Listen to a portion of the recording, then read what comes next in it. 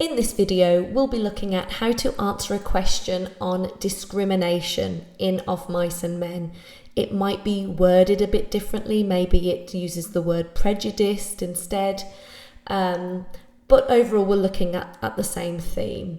Just keep in mind that I'm really aiming this towards the IGCSE examination by Edexcel, and for this you have to talk equal amounts about the text as well as context. Context is worth 50% of the marks. If you are using a different exam board, it's worth looking at your own mark scheme and looking at if context is as important. For the Edexcel exam, you're also not marked on language and structure analysis. So it's important to reference the text. It's also closed book, so you won't have to remember quotations at length, but you do need to know with some detail what happens in the text, but you're not expected then to explore the use of language devices or structural techniques. Again, if you're not using Edexcel, then have a look at your own mark scheme to double check what you need to do for that exam. So I think as a basis, it's really important to make it really clear at the beginning that the reason why there is discrimination in Of Mice and Men is because of the society in which it's set. So as a reminder, we're talking about 1930s America, and keep in mind that Steinbeck was really quite critical of industrial capitalism, and he kind of looked at the 1930s society in that way. And so what he's really trying to attack was the kind of belief system that he believed drove this society at that time, and that's social Darwinism. And that's a belief in basically survival of the fittest. And really what that says is there are certain people that are more powerful in society, and that's just because they're innately better. So if we looked at society today and we look at who's most successful, most powerful, is it fair to just go, well, they just must be innately better? And that therefore is saying, well, we're not going to look at maybe their socioeconomic background, we're not going to look at their upbringing or anything else that may have helped them get to the position they're in. It's basically just going, no, they're successful because they're better, full stop. And Steinbeck really believed that social Darwinism was used to justify many injustices such as imperialism, racism, eugenics, social inequality at various times in history, and of course he's looking specifically at the 1930s. So he would argue that this belief system left no compassion for the weakest members in society. And as an example, he created these characters, right? Crux, Candy, Curly's wife, and Lenny, who he believed for many reasons were the most vulnerable in society. And I guess he's trying to say that society kind of looked at them and went, well, you're just at the bottom of the pile because you're just naturally weaker. It's just the natural order of things. And so you just have to accept that. And so this, I guess, is what Steinbeck is attacking in his novella. So we're going to look at Crux first of all.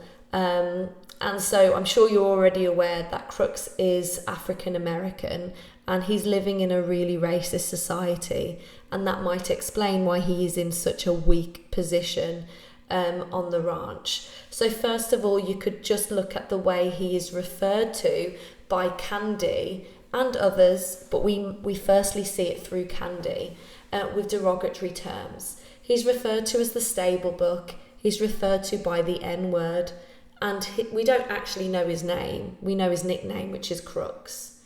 So first of all, just even not knowing his real name is just really dehumanizing, and it suggests that he's seen as insignificant by others on the ranch to not even learn his name.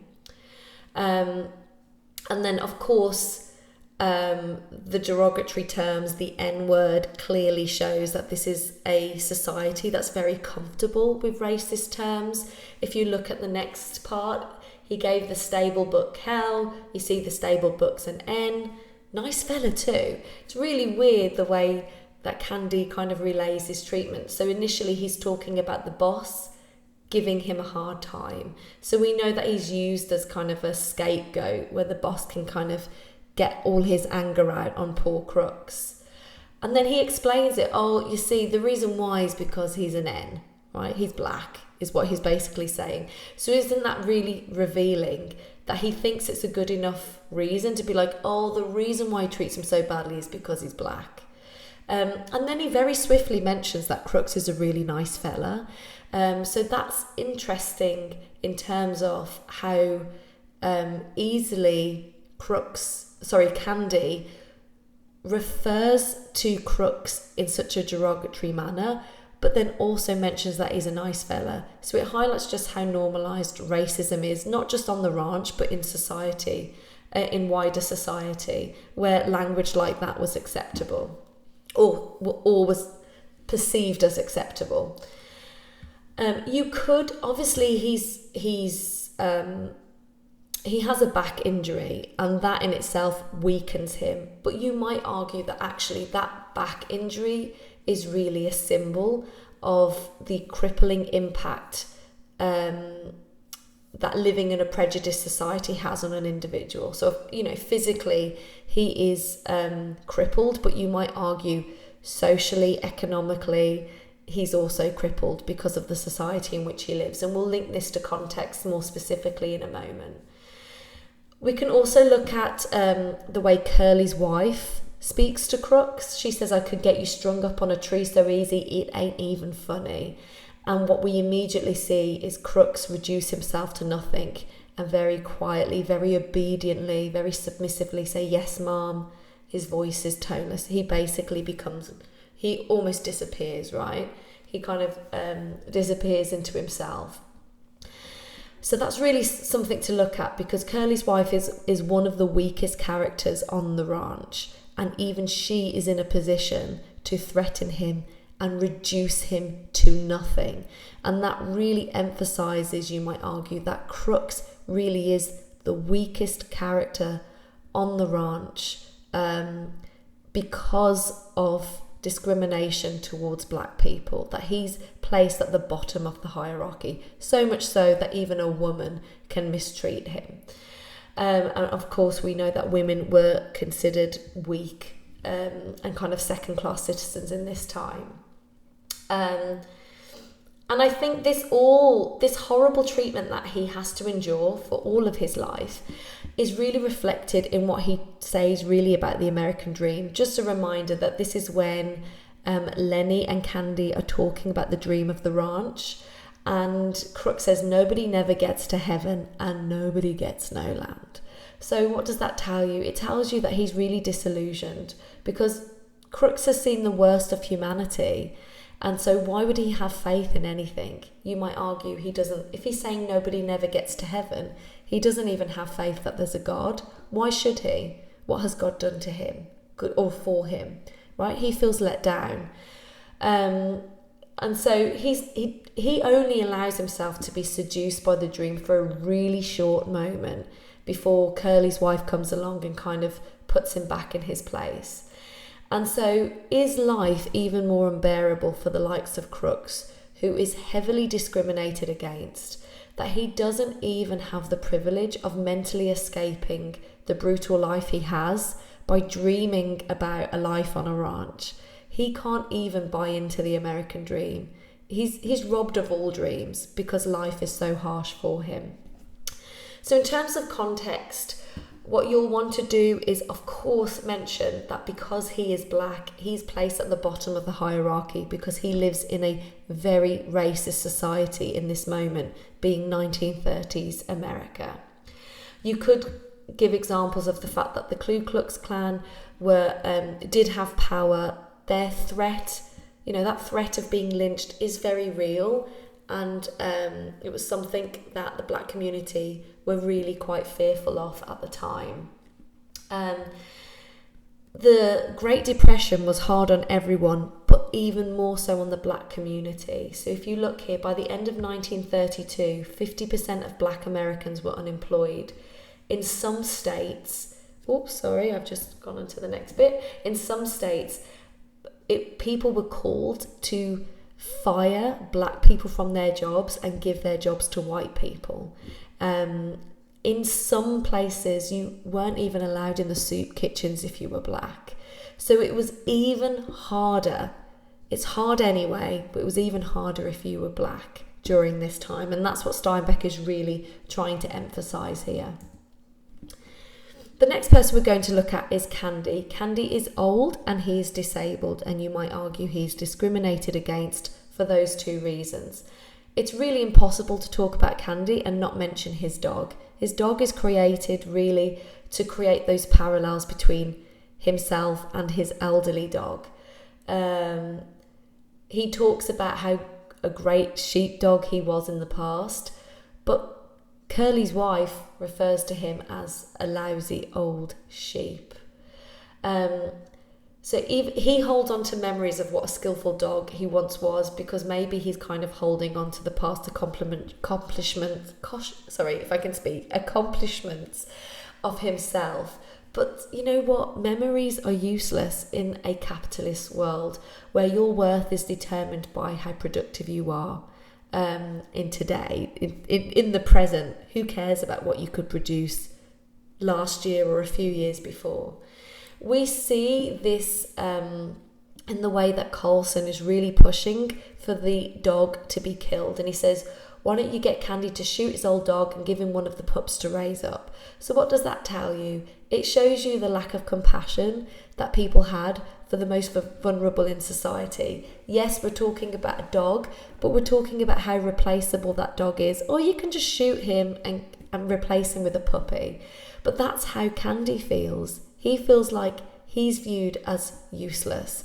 And soon they're going to can him and he's going to be replaced by someone younger. Now, he's got a stick-like wrist and no hand. So that's his disability, which came from a work injury. But it might be significant, the fact that it is his hand that's missing, because a hand is a symbol of power. So to not have a hand obviously symbolises how powerless he is. But of course, literally, he's powerless as well, because not having a hand really limits the work that he can do and therefore his employment opportunities. And he knows this himself. He's very aware of his vulnerable position. He says, just as soon as I can't swamp out no bunkhouses, they'll put me on the county. In other words, they'll get rid of me. So he knows that he'll get fired very soon and that he's got little to offer really in the workplace. So why is he discriminated against? He's discriminated mostly because he's old, okay? The elderly were particularly hard hit during the Great Depression. They lost all their savings. Imagine being old and have spent all your adult life working and saving up for your retirement to only hit the Great Depression and to lose all those savings. And so someone like Candy could very much have been in that situation, and therefore suddenly you're going to have to work. Because what did the government do? They said, we can't give you any aid, sorry, you're going to have to turn to your family for support. But family couldn't offer support, they couldn't support themselves, and Candy doesn't have any family, so he is really, really helpless in this moment. I think it was 1935 they started to offer elderly relief, but even then they didn't offer it to farm work. So Candy would not have been eligible for any aid. So this is a great, this is a great burden for Candy. He's been discriminated against, you might argue, by the government, who aren't willing to give him any aid and support him because they don't see him as useful, right? He can't offer society anything. So, thinking about social Darwinism, you just have to let those people kind of die out. And that's the issue that Steinbeck had with society in this time. Don't forget as well, he is disabled. Disabled people were hit. Unemployment hit disabled people even more, and it was upwards of 80% unemployment amongst the disabled community. So of course that just links to this crushing level of poverty, and you might argue this is all examples of being discriminated against, because there is no compassion for those that are weakest in society, most vulnerable. There is no aid there to support them. Now we're going to look at Curly's wife. Curly's wife is discriminated against because she's a woman.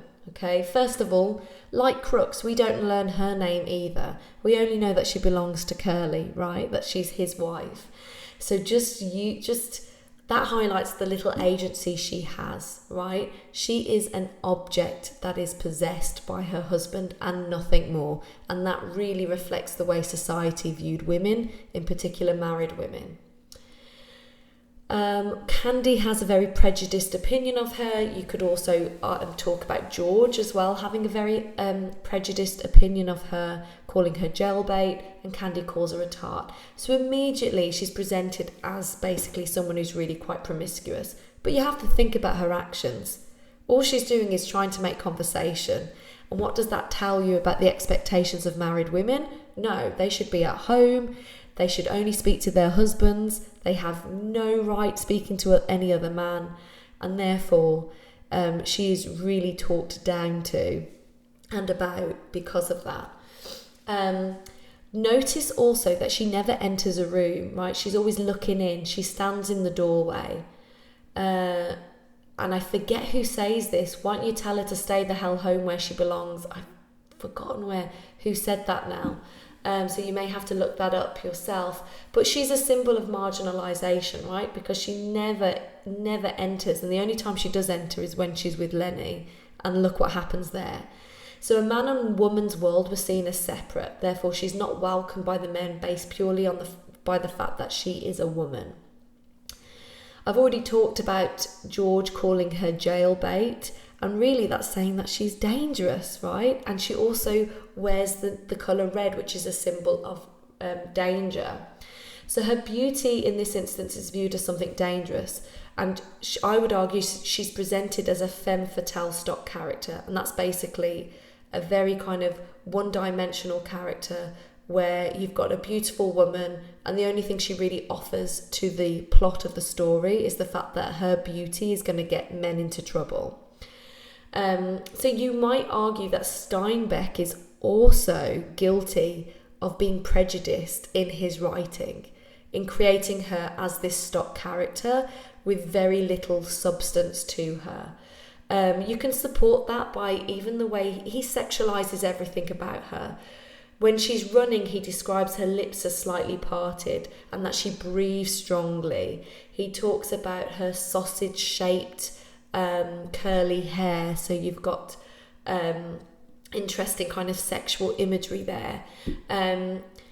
He doesn't award this much descriptive detail to any male character or any other character, only to this one female character. So even that, you might argue, she's heavily sexualized even by Steinbeck. We can argue whether he did that on purpose or he didn't even realise his own prejudice when he was writing. We're not sure. Maybe he's also a product of the 1930s sexist society. And then finally, I feel like this is overlooked a lot, but I just think it's so shocking that when she is dead on the floor, we see Candy basically screaming at Curly's wife, being so angry because he now knows that they can't buy this ranch, right? Because Lenny's in trouble. And he says, "You done it, didn't you?"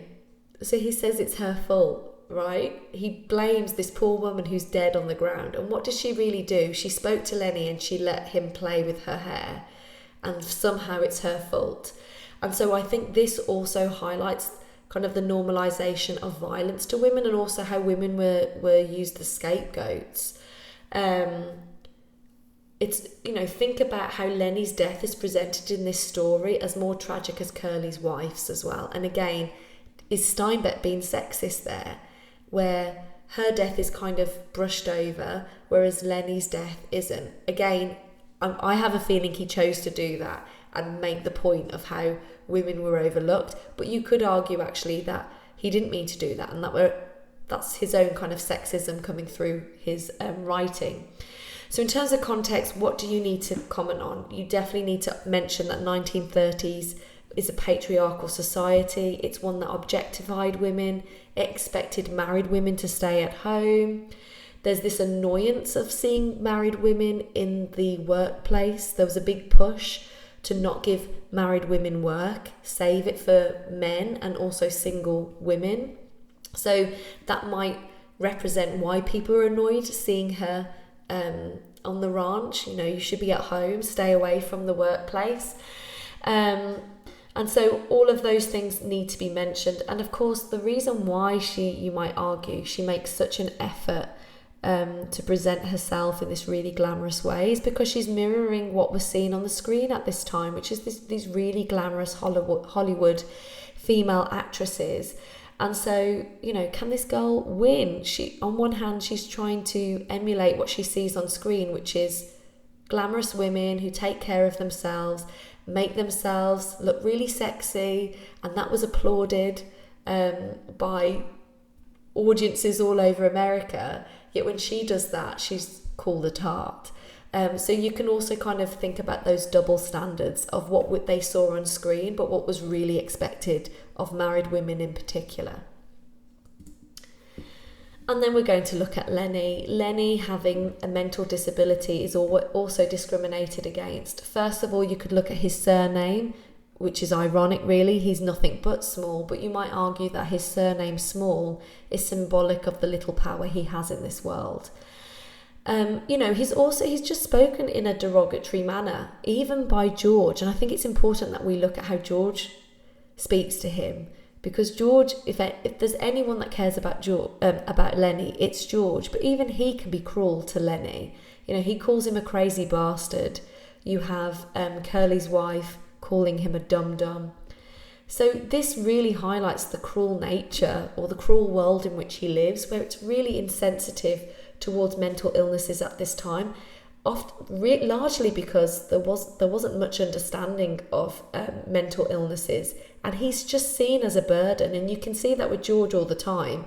He talks about him being an absolute pain and the life he could live without him, and that's kind of representative of the way society viewed people with mental illnesses. They were just a burden on society. There's many animal-like descriptions of Lenny, but I wanted to focus for this one, talking about discrimination, on bleated, because that really, that's describing him like a lamb, and that's really emphasizing his innocence, his vulnerability in this world, but also foreshadows the sacrifice that will have to be made, with him being killed in the end. But again, it kind of links to that social Darwinism of like, well, he's just one of the weaker ones. It's inevitable he's going to die, okay? There's this kind of lack of compassion when it comes to Lenny. Of course, we can draw parallels between Candy's dog and Candy, but also Candy's dog and Lenny. The way they talk of Candy's dog is also the way that society would have viewed the likes of Lenny. He ain't no good to you, he ain't no good to himself. So, this reflects the principle of utilitarianism that helps justify him being killed at the end of the novella. So what should you be talking about in terms of context? You should be thinking about how there was really very little compassion for those with mental disabilities in the 1930s because there was very little understanding. Abnormal behaviour and low levels of economic productivity were thought of as a burden to society. The mentally disabled were often removed from their family homes from a young age and housed in these kind of institutions where treatment was really, really cruel. You could be tied to beds. They could carry out lobotomy. They could carry out insulin-induced comas, electroshock therapy, really cruel treatment that actually now we know is ineffective. And of course, we come back to this idea of how ethics was governed by this utilitarianism theory, basically social Darwinism, a theory that would excuse the death of Lenny for the greater good, right? Oh, you know what? We just live in a world where the strongest survive. And unfortunately, people like Lenny, they just die out. And that is so really lacks compassion, I think, hopefully contrast to the society in which we live now. But that's what Steinbeck was really trying to highlight, is that we live in this really cruel society where social Darwinism is used to excuse how cruel we are and how dismissive we are of the most vulnerable, and we should do more to help them. So, what you want to do in your essay is really think about an overall message and really think, why did Steinbeck create these characters? Why did Steinbeck introduce this theme? And I think he was trying to highlight a lot of things. One, living in a society that is governed by utilitarianism excuses cruelty. And he was trying to give a human face to these characters and say, we can't just dismiss them. They're human beings and they deserve better treatment. He talks about social Darwinism wrongly justifying prejudice and failing to protect the most vulnerable in society. And also, I think he's trying to highlight that we all lose. If we live in a world that is cruel, that is discriminatory, we all lose because it creates loneliness for all. If we don't have compassion, then we're not encouraging compassion in others, and therefore no one's ever going to have anyone's back, right? So I think he was also trying to emphasize, if we go down this line, we're all going to be unhappy. We're all going to be lonely. We need to be much more compassionate and there for one another. Please share your own thoughts in the comments section. I always read the comments. I don't always reply, but it's always great to read other interpretations. For the Edexcel exam, at least, you need to have a critical style. You have to have original thoughts. So don't just think about what I've shared here. Think about your own thoughts and what you take from this novella as well in terms of the theme of discrimination.